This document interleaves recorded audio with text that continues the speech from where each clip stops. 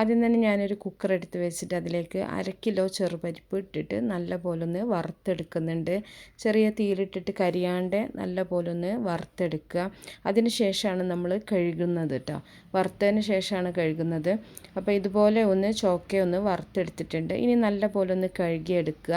അതിന് ശേഷം നമ്മൾ ഇതിലേക്ക് ഒരു 100 ഗ്രാം സേമിയ കൂടെ ചേർക്കുന്നുണ്ട് കേട്ടോ. വറുത്തിട്ടുള്ള സേമിയാണ് നമ്മൾ ചേർത്തിട്ടുള്ളത്. എന്നിട്ട് ഇത് വേവാൻ ആവശ്യമായിട്ടുള്ള വെള്ളം ചേർത്തിട്ട് കുക്കർ അടച്ച് വെച്ചിട്ടൊന്ന് വേവിച്ചെടുക്കുക. ഒരു 2 വിസിൽ വരെ ഒന്ന് വെയിറ്റ് ചെയ്താൽ മതി. അപ്പോഴേക്ക് തന്നെ ചെറുപയർ പരിപ്പ് വെന്തിട്ടുണ്ടാവും. ഇനി ഇതിലേക്ക് നമ്മളൊരു 3/4 കിലോ ശർക്കര ഇതുപോലെ കുറച്ച് വെള്ളം ചേർത്തിട്ടൊന്ന് ഉരുക്കിയെടുക്കുന്നുണ്ട്. ശർക്കര ഉരുക്കിയിട്ട് നമുക്ക് അരിച്ചിട്ട് ഒഴിക്കാനാണ് കേട്ടോ. ഈ ഒരു സമയത്ത് നമ്മൾ കുക്കറിൽ ചെറുപരിപ്പൊക്കെ വെന്ത് അതിൻ്റെ വിസിലൊക്കെ പോയിട്ട് തുറന്നിട്ടുള്ളതാണ്. അപ്പോൾ നല്ല പോലെ വെന്തിട്ടുണ്ട്. ഇനി നമ്മളിതൊരു വേറൊരു പാത്രത്തിലേക്ക് മാറ്റുന്നുണ്ട്. ആദ്യം നമ്മൾ ശർക്കരപ്പാനി ഇതുപോലെ ഒന്ന് അരിച്ചിട്ട് ഒഴിച്ചെടുക്കുന്നുണ്ട്.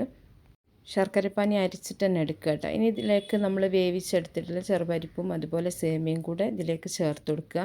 എന്നിട്ട് കട്ടയില്ലാണ്ട് നല്ല പോലെ ഇളക്കിയൊന്ന് മിക്സാക്കി എടുക്കുക. ഇനി ശർക്കരപ്പാനിയിൽ കടന്നിട്ട് ഇതുപോലെ നല്ല പോലെ ഒന്ന് വറ്റിച്ചെടുക്കണം കേട്ടോ. നല്ല ചെറുപരിപ്പിലേക്കും സേമിയയിലേക്കൊക്കെ ആ ശർക്കര നന്നായിട്ട് പിടിക്കുകയുള്ളൂ. ഈ ഒരു സമയത്ത് പായസത്തിന് നല്ല ടേസ്റ്റും ഉണ്ടാവുള്ളൂ കേട്ടോ. ഈ ഒരു സമയത്ത് വേണമെങ്കിൽ നിങ്ങൾക്ക് 1 ടീസ്പൂൺ നെയ്യും കൂടെ ചേർത്തിട്ട് നല്ല പോലെ ഒന്ന് വരട്ടിയെടുത്താൽ മതി. അപ്പോൾ കുറച്ച് സമയം ഒന്ന് തീ ചെറുതാക്കി വെച്ചിട്ട് നല്ല പോലെ ഒന്ന് വരട്ടിയെടുക്കുക. ഇനി ഞാനീ പറഞ്ഞ ശർക്കരയുടെ അളവ്, ചില ശർക്കര നല്ല മധുരം ഉണ്ടാവും കേട്ടോ. അപ്പോൾ അതിൽ കുറച്ച് വ്യത്യാസങ്ങളൊക്കെ വരാൻ സാധ്യതയുണ്ട്. ഇനി ഇതിലേക്ക് നമ്മൾ 2 ലിറ്റർ പാലാണ് എടുത്തിട്ടുള്ളത്. അത് കുറേശ്ശായിട്ട് നമ്മൾ ഒഴിച്ചിട്ടൊന്ന് കട്ടയില്ലാണ്ട് നമുക്കൊന്ന് മിക്സാക്കി എടുക്കാം. ഞാൻ സാധാരണ പാലാണ് എടുത്തിട്ടുള്ളത് കേട്ടോ. പാൽ കാച്ചി എടുത്തിട്ടുള്ള പാലല്ല. ഒരു നുള്ളു ഉപ്പും കൂടെ ചേർക്കുന്നുണ്ട്. മധുരം ഒന്ന് ബാലൻസ് ആകാൻ വേണ്ടി മാത്രം കുറച്ച് ഉപ്പ് ചേർത്തിട്ടുണ്ട്. ശർക്കരയിൽ ഉപ്പിൻ്റെ ഇതുണ്ടെങ്കിൽ നിങ്ങൾ ഉപ്പ് ചേർക്കണ്ട കേട്ടോ. ഞാൻ കുറച്ച് ഉപ്പ് മാത്രമാണ് ചേർത്തിട്ടുള്ളത്. എന്നിട്ട് നല്ല പോലെ ഒന്ന് മിക്സാക്കി എടുക്കുക. ഇനി നമുക്ക് ഈ പാലൊഴിച്ചതിന് ശേഷം നല്ല പോലെ ഒന്ന് തിളച്ചതിന് ശേഷം നമ്മളിതിലേക്ക് കുറച്ച് തേങ്ങാപ്പാൽ ഒഴിക്കുന്നുണ്ട്. ഒരു തേങ്ങയുടെ പാലാണ് എടുത്തിട്ടുള്ളത് കേട്ടോ. ഒരുപാട് വെള്ളമാക്കി എടുത്തിട്ടില്ല. കുറച്ച് കട്ടിയിൽ ഒരു തേങ്ങയുടെ പാലും കൂടെ ചേർത്തിട്ടുണ്ട്. തേങ്ങാപ്പാൽ ചേർത്തതിന് ശേഷം പായസം ഒരുപാട് തിളപ്പിച്ചെടുക്കരുത്. ചെറുതായിട്ടൊന്ന് തിള വരുന്ന സമയത്ത് നമുക്ക് തീ ഓഫാക്കി എടുക്കാം.